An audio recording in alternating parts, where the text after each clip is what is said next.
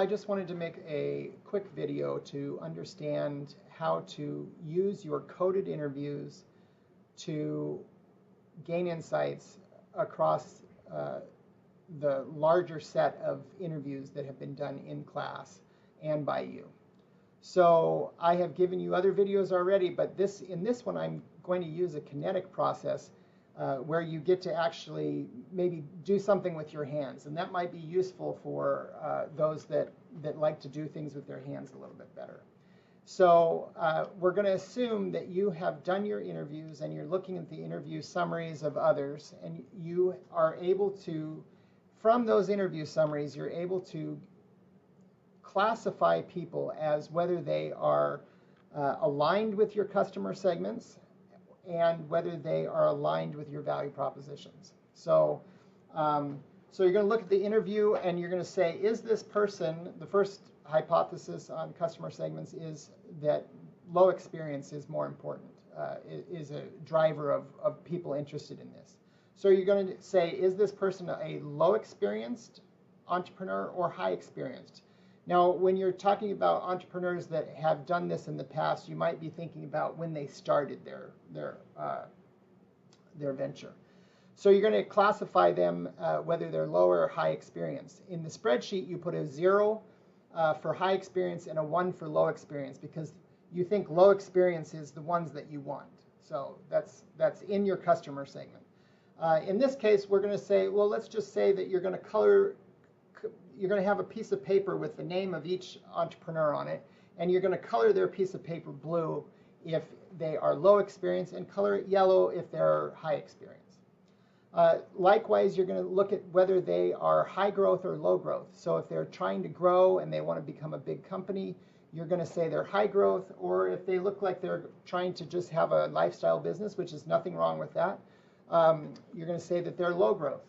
And so you can, if you have your little piece of paper, you could fold in half those that are high growth and keep the piece of paper flat if they're low growth. So now you can see the ones that are folded are the ones that you think you thought before you did the interviews would be most interesting. So now you have it colored and folded or not folded, and now you're going to classify the interviews as whether they are an indication of a pass for your value proposition. A pass for your value proposition is good news for your company. And in your case, you're helping entrepreneurs. So you're trying to see, would they have needed the help that you think that you're providing? So would they have needed help solving business problems? Would they have needed help improving their entrepreneurial mindset? If you think that they would have needed help solving business problems, that is a pass. In the spreadsheet, you put a 1 for that. But in this case, we're going to use your little piece of paper and just cut it into a circle. So you can see really easy, how many circles do you have? And if it's a fail, you're not going to cut it into a circle. It's going to stay a square. If you think that they needed help with improving their entrepreneurial mindset, you're going to mark it again. You're just going to put a stripe through it so that you can very easily see, oh, the ones that needed help with entrepreneurial mindset have a stripe. Those that maybe didn't need that help, they had an alternative, or they already have that, already thinking that way from the beginning, you don't have to put the stripe, so it's a solid color. So in this graphic here on this piece on the screen is what you would have is if I had coded 21 interviews, and these I just made up how they were coded. From your 21 interviews, you would have some that are full circles, some that are half circles, some that are full squares, some that are half squares, some that are striped, some that are blue, and some that are yellow. And then, based on this coding structure, you can fill in your results table. So I want you to look here at the bottom here. Based on what I've told you, you can fill in this table quite easily. And so this is why I'm giving you this video. If you wanted to know the total number of interviews, you just count up the number of pieces of paper. In this case, there's 21. If you wanted to know the total passes on needing help solving problems, you just count up the total number of circles or half circles. And in this case, there's 14. If you wanted to know the total number of of people that needed help with improving entrepreneurial mindset, you'd look at how many are striped. And in this case, there's 12 pieces of paper that are striped. If you wanted to know how many are coded as low experience, you'd look at how many are blue. If you wanted to know how many you coded as high experience, you'd look at how many are yellow. If you wanted to look at how many are high growth, you'd look at how many are folded, so those that are half. If you want to look at how many are low growth, you'd look at how many are not folded or flat, the ones that are the full shape here in the middle.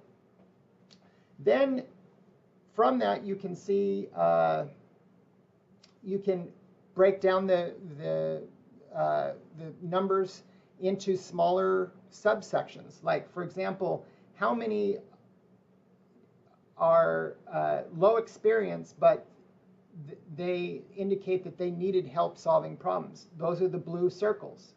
So how many blue circles are there total? How many are high experience and needed help solving problems? Those are the yellow circles. So in this case, there's 3 circles or half circles. How many are high growth and needed help solving problems? Those are the folded circles. So all of these are folded circles, which are high growth, needed help solving problems. How many are low growth, needed help solving problems? Those are the flat circles. So all of these here. And so on and so forth. You can fill in the table. I've given you the examples there. The whole point of this is to try to figure out who is most interested, and is this very interesting. So you're looking at the numbers for these entrepreneurs. You can see here that there seems to be a little bit more interest in solving problems. So this 67% pass rate when you take 14 divided by 21 versus the pass rate for improving mindset is 12 divided by 21. So what we care about is these pass rates. There's a little bit of a difference here.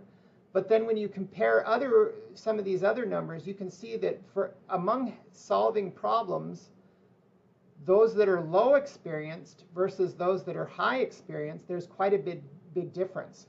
So that indicates that the people that are with low experience, they value more getting help solving problems. That's also true for improving entrepreneurial mindset, although not quite as much, 64 versus 43. Similarly, those that are high growth are more interested than low growth in solving problems and also in improving mindset. So that's what we're trying to figure out, is these pass rates, are there differences, and does that tell us where we should focus? So from this table here, it seems like you should focus, as we thought, on those that are low experience because they have higher pass rates, and those that are high growth because they also have higher pass rates than low growth. So that's the whole point of this. You can use this if you would like to in trying to code your interviews. The idea here is that you can get some insights that you might not be able to see if you didn't break the data down in this way. So I hope that helps. Thanks a lot.